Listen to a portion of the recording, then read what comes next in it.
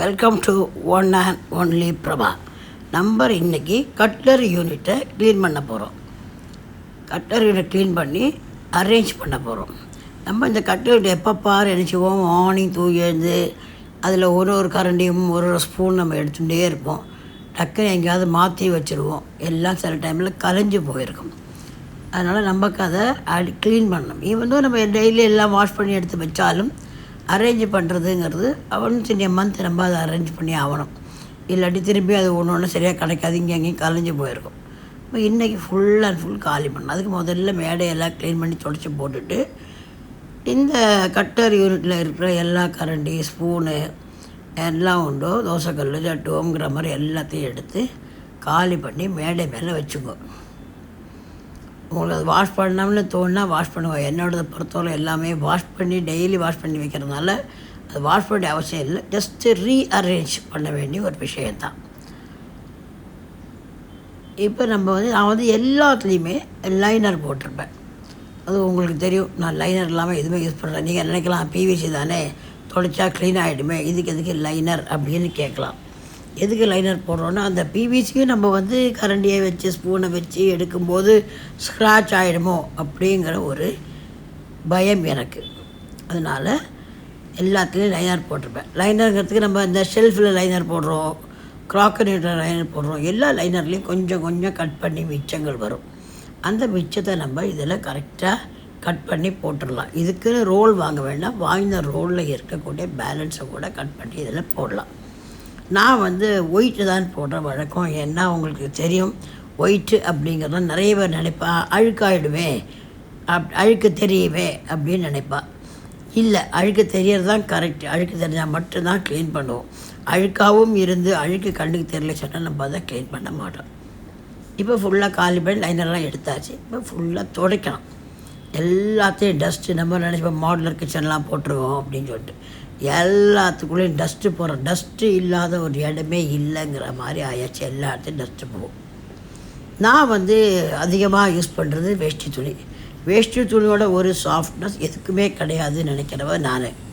இன்றைக்கி பல கிளாத்துகள் வந்தாச்சு, மைக்ரோசாஃப்ட் கிளாத்துலாம் வந்தால் கூட டெஃபினட்டாக வேஷ்டி துணி ஈக்குவல் ஒன்றுமே கிடையாது அதனுடைய சாஃப்ட்டுக்கு அப்படின்னு நினச்சி நான் என்றைக்குமே எங்கேயுமே துடைக்கிறதுக்கு அதிகமாக வச்சுருக்கிறது வேஷ்டி துணி தான்.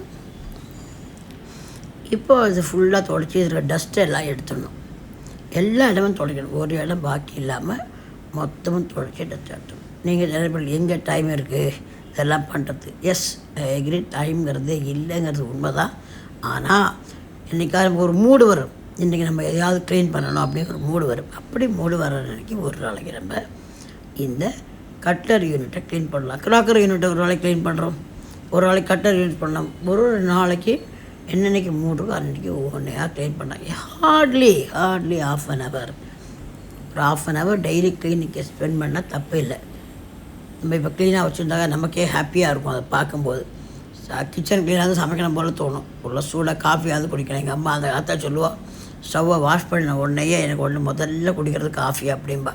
பார்த்தாலே காஃபி குடிக்கணும்னு தோணும். அந்த மாதிரி க்ளீனாக இருக்கும்போது நமக்கே சமைக்கணும்னு தோணும். அதனால் க்ளீனாக வச்சுட்டேன்னா நாட்டுக்குள்ளே நமக்கு வீட்டில் ஒரு கெஸ்ட்டு வந்துட்டா நம்ம கிச்சனில் பேசிகிட்டு இருப்போம். இதை திறக்கும்போது அவன் நல்லா இவ்வளோ மோசமாக வச்சுருக்கா அப்படின்னு நினைப்பா. அதனால் எங்கெங்கே டைம் இருக்கோ, எப்பப்போ மூடு இருக்கோ அதை க்ளீன் பண்ணும். நான் இதை தொடச்சதுக்கப்புறமா கொஞ்சம் காலின் போட்டு போடுறேன். காலின் போட்டா சின்ன ஒரு ஷைனிங் கிடைக்கும். காலின் போட்டு கம்ப்ளீட்டாக தொடச்சிட்டே வச்சுக்கோங்களேன் ஷைனிங். பட் காலின் போட்டு தொடச்சா கொஞ்சம் நேரம் ஓப்பனாக வச்சுருக்கோம், அது ரொம்ப இம்பார்ட்டண்ட். அது மட்டும் இந்த காலின் போட்டு ஓப்பனாக வச்சுக்கிற டைமில் இந்த லைனரெல்லாம் வாஷ் பண்ணி தொடச்சி வெயிலில் வச்சு எடுத்துடலாம்.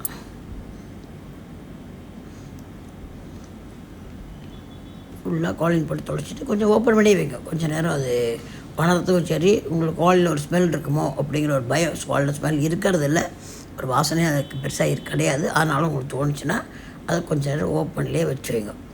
எல்லா இடமும் நல்ல கார்னர், மூக்கு, மூளை எல்லா இடமும் தொடச்சி க்ளீன் பண்ணிவிடுவோம்.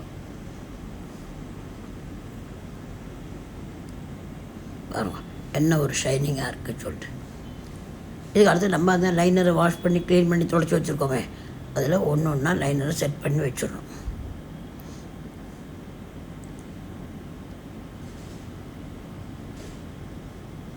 பியூட்டிஃபுல்.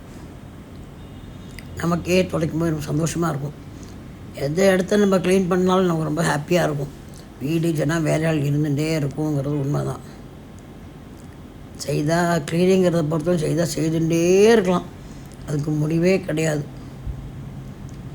பட் எப்போ எல்லாம் க்ளீன் பண்ணுறோமா அப்படிலாம் ஒன்றும் இல்லை. பட் க்ளீன் பண்ணணும். சில வீட்டில் போனால் ரொம்ப நீட்டாக இருக்கும், அவள் எவ்வளோ நல்லா வச்சுட்டுருக்கா அப்படின்னு தோணும். சில வீட்டுக்கு போனால் ரொம்ப க்ளீனாக வச்சுக்க மாட்டாப்பா, பொண்ணுலாம் இப்படி வச்சுட்டுருக்காளேன்னு தோணும். எனக்கு க்ளீனாக வச்சுக்க ரொம்ப பிடிக்கும். இப்போ லைனரெல்லாம் வாஷ் பண்ணி தொடச்சி வச்சுருக்கேன். இப்போ லைனர் ஒன்றே நம்ம இதில் போட போகிறோம்.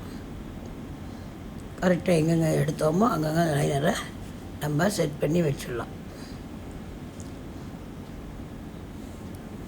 நான் எல்லா இடத்தையும் லைனர் போடுவேன். ஷெல்ஃபில் துணி வைக்கிறத கூட லைனர் போடுவேன். கொஞ்சம் லைனர் காஸ்ட்லியாக தான் இருக்குது, இல்லைன்னு சொல்லலை. அதுவும் சில இடத்துல டபுள் டேப் போட்டுருவேன், என்ன மூவ் ஆகாமல் இருக்குது. என்னுடைய க்ராக்கரி யூனிட்லாம் பார்த்தீங்கன்னா இதே ஐக்கியாவில் வாங்கின ஒயிட் தான் போட்டிருக்கேன். எல்லாத்தையும் டபுள் டேப் போட்டு வச்சுருவேன், மூவ் ஆகாது பாட்டில்ஸ் எல்லாம் எடுக்கும்போது சுட்டு. இது சின்ன ஐட்டம் தானே, அதனால நான் டபுள் டேப் போடல, அப்படியே வச்சுட்றேன். சப்போஸ் ஏதோ ஒரே ஒரு நாள் அழுக்காக இருந்தால் அதை மட்டும் கூட நீங்கள் துடைக்கலாம். இதுக்குள்ளே ரொம்ப ஒன்று கரை வரத்துக்கு வாய்ப்பு குறைவு.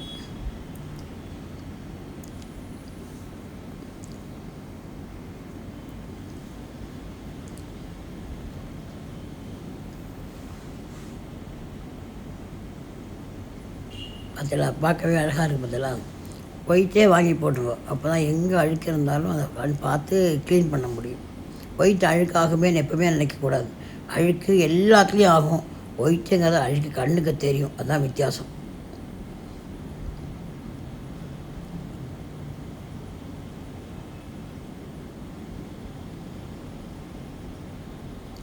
இப்போ நம்ம எல்லாத்தையும் செட் பண்ணி வச்சிடலாம். எங்கே கரண்டி வைக்கணும் எல்லாத்தையும் செட் பண்ணி வைக்கலாம். நான் இது வந்து once in 10 days once in வீக்கோ அடுக்கி வைப்பேன். பட் எல்லாத்தையும் ஃபுல்லாக துடைக்கிறதுக்கு ஒன்ஸ் இன் மந்த்து தான் என்னால் துடைக்க முடியும். முடியறளவு நான் அழுக்காகாமல் பார்த்துப்பேன். நீங்களும் முடிகிற அழுக்காகாமல் பார்த்துங்க. அழுக்காகாமல் பார்த்துட்டாலே க்ளீனிங் அப்படிங்கிறது கொஞ்சம் குறையும். இது வந்து குழம்பு கரண்டி, தோசைமா கரண்டி, இது சாத்தாப்பையும் ஒன்று, கண்ணாப்பைங்கிறது நமக்கு வந்து அப்பளம் எல்லாம் பொரிக்கிறது, பப்படம் பொரிக்கிறதுக்கு எல்லாம் வேணும்.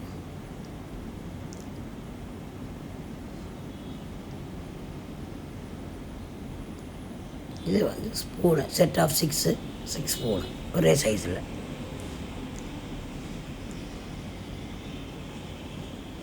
சப்பாத்தி குழவி,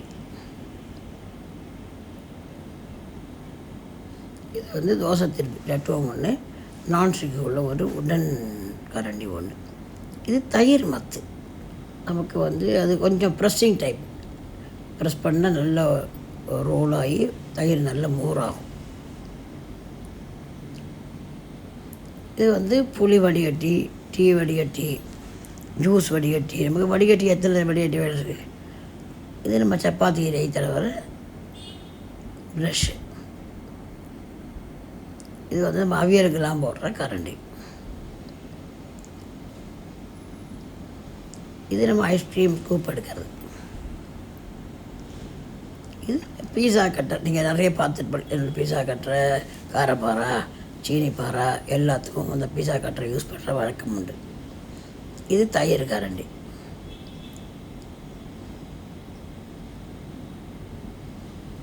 இது வந்து ஒரு 3 ஸ்பூன் பிளாஸ்டிக் ஸ்பூன் வந்து ஐக்கியாவில் வாங்கினேன், செட் ஆஃப் 3 சொல்லிட்டு. இப்போ ஐக்கியா போகிறது ஜாஸ்தி ஆயாச்சு, இவந்தோ தள்ளி இருக்கிறதுனாலும் போகிறோம். இது குக்கர் வெயிட்டு, எல்லாத்தையும் 2-3 குக்கர் இருக்கும், வெயிட்டு எல்லாம் அதில் போட்டு செட் பண்ணி வச்சுருக்கோம். இந்த வீடியோ உங்களுக்கு பிடிச்சிருந்தா லைக் பண்ணுங்கள், சப்ஸ்கிரைப் பண்ணுங்கள், ஷேர் பண்ணுங்கள். எல்லோரும் வீடியோவை பாருங்கள். நீங்களும் டைம் கிடைக்கும் போது வீடியோலாம் செட் பண்ணி க்ளீன் பண்ணி வச்சுக்கோங்க. தேங்க்யூ ஃபார் வாட்சிங். Thank you so much.